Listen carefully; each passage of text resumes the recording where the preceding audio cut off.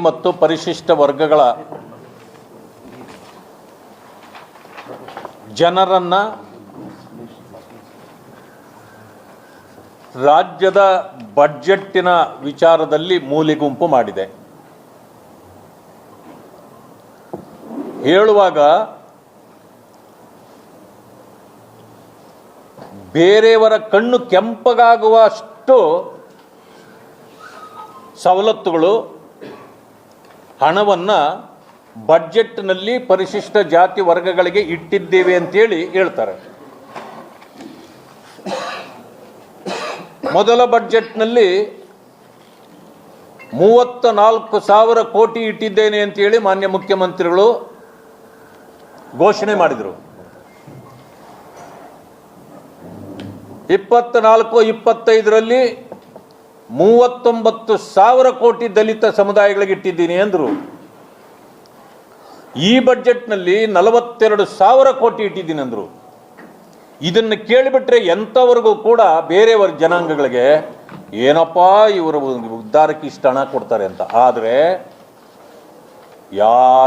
ಯಾವ ದಲಿತರು ಉದ್ಧಾರ ಆಗಲಿಲ್ಲ. ನಿಜವಾಗ್ಲೂ ಅವರು ನಮಗೆ ಕೊಟ್ಟಿರೋದು ಚಿಪ್ಪು ಮಾತ್ರ, ತೆಂಗಿನ ಚಿಪ್ಪು ಮಾತ್ರ. ಇಂಥ ಒಂದು ಕೆಟ್ಟ ಪರಂಪರೆಯನ್ನು ಈ ಕಾಂಗ್ರೆಸ್ ಮಾಡ್ತಾ ಇದೆ. ಆದರೆ ಅನೇಕ ಸಂಘಟನೆಗಳು ಇದರ ವಿರುದ್ಧವಾಗಿ ಹೋರಾಟ ಮಾಡ್ತಾ ಇವೆ. ಸಣ್ಣ ಸಣ್ಣ ಮಟ್ಟದಲ್ಲಿ ಮಾಡ್ತಾ ಇತ್ತು. ವೇಗ ಕಡಿಮೆ ಆಗಿದ್ದನ್ನು ನೋಡಿ ಭಾರತೀಯ ಜನತಾ ಪಕ್ಷದ ಮುಖಂಡರುಗಳೆಲ್ಲರೂ ಸೇರಿ ರಾಜ್ಯಾದ್ಯಂತ ಇದಕ್ಕೆ ಒಂದು ಚಾಲನೆ ಕೊಡಬೇಕು. ಯಾಕೆ ಅಂತಂದರೆ ಆ ಸಮುದಾಯ ಚಾಲನೆಯನ್ನು ಕೊಟ್ವಿ. ಇಡೀ ಪಕ್ಷ ದಲಿತ ಸಮುದಾಯಗಳ ಪರವಾಗಿ ನಿಂತು ಹೋರಾಟವನ್ನು ಮಾಡಿದ್ವಿ. ಇದನ್ನು ಮನಗಂಡ ಅನೇಕ ಪಕ್ಷದ ಸಂಘಟನೆಗಳ ಮುಖಂಡರುಗಳು ಅವರು ನಾವು ಸೇರಿ ಕಳೆದ ಕೆಲವು ದಿನಗಳ ಹಿಂದೆ ಒಂದು ಇದೇ ಆಲಯದಲ್ಲಿ ಸಭೆ ಮಾಡಿ ಒಂದು ತೀರ್ಮಾನಕ್ಕೆ ಬಂದ್ವಿ. ಸಮುದಾಯದ ಪರವಾಗಿ ಎಲ್ಲರೂ ಕೂಡ ಕಲೆಕ್ಟಿವ್ ಆಗಿ ಹೋರಾಡಬೇಕು ಅಂತ ತೀರ್ಮಾನ ತಗೊಂಡ್ವಿ. ಜೊತೆಗೆ ಈ ಬಜೆಟ್ನಲ್ಲಿ ದಲಿತ ಸಮುದಾಯಗಳಿಗೆ ಅನ್ಯಾಯವಾಗದಂತೆ ದಲಿತರ ಶ್ರೇಯೋಭಿವೃದ್ಧಿಗಾಗಿ ಮೀಸಲಿಟ್ಟಿರ್ತಕ್ಕಂಥ ಹಣ SC, SP, TSP ಹಣವನ್ನು ಬೇರೆ ಯಾವುದೇ ಉದ್ದೇಶಗಳಿಗೆ ಬಳಸಬಾರ್ದು ಅನ್ನೋತಕ್ಕಂಥದ್ದನ್ನು ಕೇಳ್ಕೊಂಡ್ವಿ. ಬಹುಶಃ ನಾವು ಅಂದ್ಕೊಂಡಿದ್ವಿ. ಯಾಕೆಂದರೆ ಗ್ಯಾರಂಟಿಗಳು ಕೊಟ್ಟಿರ್ತಕ್ಕಂಥದ್ದು ಯಾವ್ಯಾವ ಜಾತಿಗೆ ಹಣ ಇಟ್ಟಿದ್ದು ಅದರಲ್ಲ.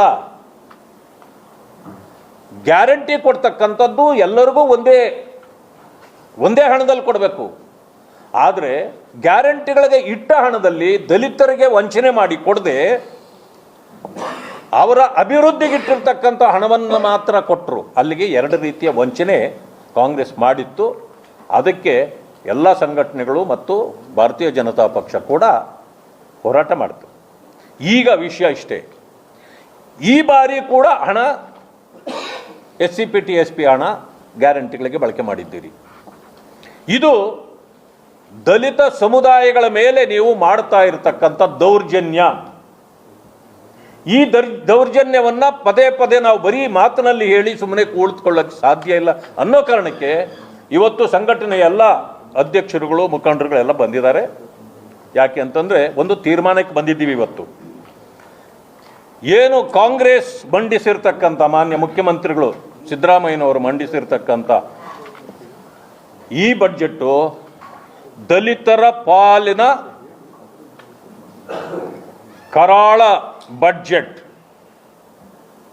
ಅಂತ ಹೇಳಿ ರಾಜ್ಯಾದ್ಯಂತ ಕರಾಳ ದಿನಾಚರಣೆಯನ್ನು ಮಾಡಬೇಕು ಅನ್ನುವ ತೀರ್ಮಾನವನ್ನು ಎಲ್ಲ ಮುಖಂಡರುಗಳು ಇವತ್ತು ತೀರ್ಮಾನ ತಗೊಂಡಿದ್ದಾರೆ. ಯಾಕೆ ಅಂತಂದರೆ ರಾಜ್ಯದಲ್ಲಿ ಒಂದು ಜನಾಂದೋಲನವನ್ನು ಇವತ್ತು ಈ ತೀರ್ಮಾನದ ವಿರುದ್ಧ ಮಾಡಬೇಕಾಗಿದೆ. ಅದಕ್ಕೆ ಭಾರತೀಯ ಜನತಾ ಪಕ್ಷವು ಸಂಪೂರ್ಣವಾಗಿ ಸಂಘಟನೆಗಳಿಗೆ ನಾವು ಬೆಂಬಲವನ್ನು ಘೋಷಣೆ ಮಾಡಿದ್ದೇವೆ. ಇದಾದ ನಂತರ ಸುಮಾರು ತಂಡಗಳನ್ನು ಮಾಡಿ ದಲಿತ ಮುಖಂಡರುಗಳ ಹಲವು ಸಂಘಟನೆಗಳ ಮುಖಂಡಗಳನ್ನೆಲ್ಲ ಸೇರಿಸಿ ಒಂದೆರಡು ದಿನಗಳಲ್ಲಿ ಮತ್ತೊಂದು ಸಭೆ ಮಾಡಿ ತಂಡಗಳನ್ನಾಗಿ ಮಾಡಿ ಎಲ್ಲ ಜಿಲ್ಲೆಗಳಿಗೂ, ರಾಜ್ಯದ ಎಲ್ಲ ಜಿಲ್ಲೆಗಳಿಗೂ ತಂಡಗಳು ಹೋಗಿ ಜನರನ್ನು ಕರೆದು ಸಭೆಗಳನ್ನು ಮಾಡಿ ಅವರಿಗೆ ತಿಳಿಸ್ಕೊಡ್ತಕ್ಕಂಥದ್ದು ಇವರು ಮಾಡಿರ್ತಕ್ಕಂಥ ಮೋಸನ. ಮತ್ತೆ ಅಲ್ಲಿ ಪ್ರೆಸ್ ಕಾನ್ಫರೆನ್ಸ್ಗಳನ್ನು ಮಾಡಿ ಜನರಿಗೆ ತಿಳಿಸ್ತಕ್ಕಂಥ ಕೆಲಸವನ್ನು ಕೂಡ ಮಾಡಿ ಜನಾಂದೋಲನಕ್ಕೆ ಅವರನ್ನು ಪ್ರೇರೇಪಣೆ ಮಾಡುವ ಕೆಲಸವನ್ನು ನಮ್ಮ ಸಂಘಟನೆಗಳ ಮುಖಂಡರೆಲ್ಲರೂ ಸೇರಿ ಮಾಡ್ತಾರೆ. ಇದರ ಮಧ್ಯದಲ್ಲಿ ನಾವು ಸುಮ್ಮನೆ ಕೂತ್ಕೊಳ್ಳಲಿಕ್ಕೆ ಆಗೋದೇ ಇಲ್ಲ. ಯಾರು ಆಡಳಿತ ಪಕ್ಷದಲ್ಲಿರ್ತಕ್ಕಂಥ ಪರಿಶಿಷ್ಟ ಜಾತಿ ಪರಿಶಿಷ್ಟ ವರ್ಗದ ಶಾಸಕರಿದ್ದಾರೋ ಅವರ ಮನೆಗಳ ಮುಂದೆಯೂ ಕೂಡ ಒಂದು ದಿನದ ತಮಟೆ ಚಳುವಳಿಯನ್ನು ಮಾಡಿ ಅವರನ್ನು ಎಚ್ಚರಿಸ್ತಕ್ಕಂಥದ್ದು ಇದು ಸರ್ಕಾರದ ವಿರುದ್ಧವಾಗಿ ಅವರು ಮಾತಾಡುವಂತೆ ಅವರನ್ನು ಪ್ರೇರೇಪಿಸ್ತಕ್ಕಂಥ ಕೆಲಸವನ್ನು ಮಾಡಬೇಕು ಅಂತ ತೀರ್ಮಾನ ಮಾಡಿದ್ದಾರೆ. 7D ಇತ್ತು ಮೊದಲು, ನೀವು ಅದರಡಿಯಲ್ಲಿ ನೀವು ತಗೋಬೋದಾಗಿತ್ತು. ನಮ್ಮ ಸರ್ಕಾರ ಇರುವಾಗಲೇ ಅದನ್ನು ತೆಗಿಬೇಕು ಅಂತ ಅಂದ್ಕೊಂಡ್ವಿ, ಅದಾಗಲಿಲ್ಲ. ಮತ್ತೆ 7Dಯನ್ನು ಕಾಂಗ್ರೆಸ್ನವರೇ ತೆಗೆದ್ರು. ಈಗ ತೆಗೆದ ತಕ್ಷಣನೇ ಅಳಿಯಲ್ಲ ಮಗಳ ಗಂಡ ಅಂತೇಳಿ 7Cನಲ್ಲಿ ಅದನ್ನೇ ಮಾಡ್ತಿದ್ದಾರೆ. ಆದ್ದರಿಂದ ಅದನ್ನು ವಿರೋಧಿಸಿ ಈಗ ತೆಗೀತಾರಂತಿದ್ವಿ, ತೆಗೆದಿಲ್ಲ. ಅದನ್ನು ತೆಗೆಯುವವರೆಗೂ ಬಿಡೋದು ಇಲ್ಲ. ಇದರ ಮಧ್ಯದಲ್ಲಿ ನಾವು ಸುಮ್ಮನೆ ಕೂತ್ಕೊಳ್ಳೋಕ್ಕಾಗಲ್ಲ, ಕೋರ್ಟ್ನ ಮೊರೆ ಹೋಗಬೇಕಾಗತ್ತೆ. ನಮ್ಮ ಹರಿರಾಮ್ ಅವರು ಅಡ್ವೊಕೇಟು ಇಲ್ಲಿದ್ದಾರೆ, ನಮ್ಮದು ಅಡ್ವೊಕೇಟ್ಗಳ ಟೀಮೇ ಇದೆ. ಮೋಸ್ಟ್ಲಿ ಇವತ್ತು ಅಥವಾ ನಾಳೆ ಒಳಗೆ, ಮಂಡೇ ಒಳಗೆ ಅವರನ್ನೆಲ್ಲರನ್ನು ಕುಳಿತು ತೀರ್ಮಾನ ಮಾಡಿ, ಇದು ಈ ದಲಿತ ಸಮುದಾಯಗಳ ಮೇಲೆ ತಾವು ಮಾಡ್ತಾ ಇರತಕ್ಕಂಥ ಅತ್ಯಾಚಾರ,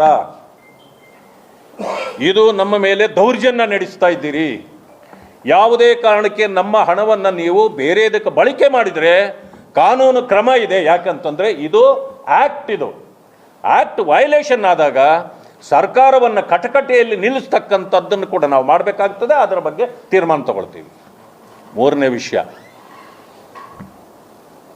ಸುಮಾರು 30 ವರ್ಷಗಳಿಂದ ಒಳ ಮೀಸಲಾತಿಗೆ ಹೋರಾಟ ರಾಜ್ಯದಲ್ಲಿ ನಡೀತಾ ಇದೆ. ನಮ್ಮ ಸರ್ಕಾರ ಇರುವಾಗ ಅದಕ್ಕೆ ಒಂದು ಉತ್ತರ ಕೊಡಲೇಬೇಕು ಅನ್ನೋ ಕಾರಣಕ್ಕೆ ತೀರ್ಮಾನ ನಾವು ತೆಗೆದುಕೊಂಡ್ವಿ. ಆದರೆ ಕೋರ್ಟ್ನಲ್ಲಿ ಒಂದು ಕೇಸ್ ಪೆಂಡಿಂಗ್ ಇತ್ತು. ಈಗ ಕೋರ್ಟ್ನಲ್ಲಿ ಕೇಸು ತೀರ್ಮಾನ ಆಗೋಯ್ತು. ರಾಜ್ಯಗಳು ತೀರ್ಮಾನ ತೆಗೆದುಕೊಳ್ಳಲಿಕ್ಕೆ ಅವಕಾಶ ಆಗಿರಲಿಲ್ಲ. ಈಗ ಎಲ್ಲ ರಾಜ್ಯಗಳ ಅದೇ ಸರ್ಕಾರಗಳು ತೀರ್ಮಾನ ತೆಗೆದುಕೊಳ್ಬಹುದು ಅಂತಕ್ಕಂಥ ಆದೇಶ ಬಂದಾಯಿತು. ತೆಲಂಗಾಣದಲ್ಲಿ ಈಗಾಗಲೇ ಜಾರಿಗೂ ಕೊಟ್ಟಾಯಿತು. ಈ ಕರ್ನಾಟಕ ಸರ್ಕಾರ ಮೀನಮೇಷ ಎಣಿಸ್ತಾ ಇದೆ. ನಾವೇನಾದರೂ ಇದ್ದಿದ್ರೆ ಆದೇಶ ಬಂದು, ಕೋರ್ಟ್ನ ಆದೇಶ ಬಂದು ನೆಕ್ಸ್ಟ್ ಡೇನೇ ನಾವು ಅನೌನ್ಸ್ ಮಾಡಿಬಿಡ್ತಿದ್ವಿ. ಆದರೆ ಇದು ಮಾಡಲಿಕ್ಕೆ ಇವರು ತಯಾರಿಲ್ಲ. ಆ ಕಾರಣದಿಂದ ಯಾರು ಹೋರಾಟಗಾರರಿದ್ದರೋ ಅವರಿಗೆ ನೋವಾಗಿದೆ. ನಿನ್ನೆ ಏನು ಮಾಡಿದ್ದಾರೆ ಅವರು, ಬಡ್ಜೆಟ್ ಮಾಡ್ತಾ ಇದ್ದೀರಿ ಸ್ವಾಮಿ, ನಮ್ಮ ಕಷ್ಟನೂ ಕೇಳಿ ಅನ್ನೋ ಕಾರಣಕ್ಕೆ ವಿಧಾನಸೌಧಕ್ಕೆ ಬಂದು ನಿಮ್ಮ ಗಮನ ಸೆಳೆಯುವ ಕೆಲಸ ಮಾಡಿದರೆ ಅವ್ರನ್ನೆಲ್ಲ ಅರೆಸ್ಟ್ ಮಾಡಿ ನೀವು ಇವತ್ತು ಏನು ಮಾಡ್ತಿದ್ದೀರಿ? ಜೈಲಿಗೆ ಕಳಿಸ್ತೀರಿ. ಆ ಜನರು ಹೋರಾಟ ಮಾಡೋದೇನೆ ತಪ್ಪ? ನೀವು ವಿಧಾನಸೌಧದಲ್ಲಿ ಪಾಕಿಸ್ತಾನ್ ಜಿಂದಾಬಾದ್ ಹಾಕಿದವ್ರನ್ನ ಮನೆಯಲ್ಲಿ ಇಟ್ಕೊಂಡು ಸಾಕ್ತೀರಿ, ಶಬಾಷ್ಗಿರಿ ಕೊಡ್ತೀರಿ. ದೇಶದ್ರೋಹದ ಕೆಲಸ ಮಾಡಿದವ್ರನ್ನ ನೀವು ಓಲೈಸ್ತೀರಿ. ತಮ್ಮ ಕಷ್ಟ ಹೇಳ್ಕೊಂಡು ನಿಮ್ಮ ಗಮನ ಸೆಳೆಯಕ್ಕೆ ಬಂದರೆ ಅವ್ರನ್ನ ಅರೆಸ್ಟ್ ಮಾಡಿ ಜೈಲಲ್ಲಿ ಇಡ್ತೀರಾ? ಇದೇನಾ ನೀವು ದಲಿತ ಸಮುದಾಯಗಳಿಗೆ ಕೊಡ್ತಕ್ಕಂಥ ಗೌರವ? ಅಂದರೆ ನೀವು ಯಾವ ರೀತಿ ನಮ್ಮನ್ನು ನಡೆಸ್ಕೊಳ್ತಾ ಇದ್ದೀರಿ ಅನ್ನೋದು ಇದರ ಮೂಲಕ ಗೊತ್ತಾಗ್ತಾ ಇದೆ. ತಕ್ಷಣ ಅವ್ರನ್ನ ಬಿಡುಗಡೆ ಮಾಡಬೇಕು. ಇಲ್ಲಂತಂದರೆ ಇಡೀ ದಲಿತ ಸಮುದಾಯ ಬೀದಿಗಿಳಿಯುತ್ತದೆ. ನಿಮ್ಮ ಪಾಪದ ಕೊಡ ತುಂಬಿದೆ ಅನ್ನೋದು ಇದರಿಂದ ಎಲ್ಲದು ಗೊತ್ತಾಗ್ತಾ ಇದೆ ನಮಗೆ. ದಯವಿಟ್ಟು ಇದಕ್ಕೆ ಶಮನ ಕೊಡಬೇಕು, ತಕ್ಷಣ ಮೀಸಲಾತಿಯನ್ನು ಕೂಡ ಘೋಷಣೆ ಮಾಡಬೇಕು ಅಂತಕ್ಕಂಥ ಮಾತನ್ನು ನಾನು ಹೇಳಲಿಕ್ಕೆ ಬಯಸ್ತೇನೆ. ಉಳಿದಿದ್ದನ್ನು ಮುಖಂಡರುಗಳೆಲ್ಲರೂ ಸೇರಿ ನಾವು ಮಾತುಕತೆ ಮಾಡ್ತೇವೆ. ಆ ತೀರ್ಮಾನಗಳನ್ನು ಕೂಡ ತಮಗೆ ತಿಳಿಸಲಾಗುವುದು. ನಿನ್ನೆ